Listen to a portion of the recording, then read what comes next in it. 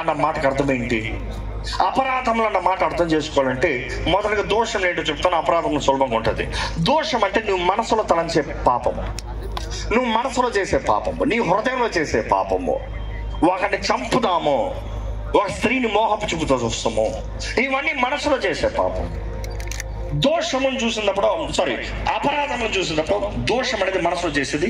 అపరాధములు అనేది ఒరే ఈ లైన్ దాటద్దురా, ఈ లైన్ దాటేవనుకో అది పాపం. చెయ్యొద్దు అనేది శరీర రీతిగా నువ్వు జరిగిస్తావు. మాట్లాడద్దు అనేది నోటితో నువ్వు మాట్లాడతావు. నువ్వు కార్యం నీ శరీరంతో నువ్వు జరిగిస్తావు. ఈరోజు ఎంతో మంది చూడండి, పోర్నోగ్రఫీ బంధకం, త్రాగుడు బంధకం, డ్రగ్స్ బంధకం. ఈరోజు చిన్న పిల్లలు అంటే 6th standard 5th standard 7th standard పిల్లలకి డ్రగ్స్. గవర్నమెంట్ కూడా చెప్తా ఉంటారు మేము ఎంతో ప్రయత్నం చేస్తాం వీటిని ఆపటానికి, కానీ ఆపలే.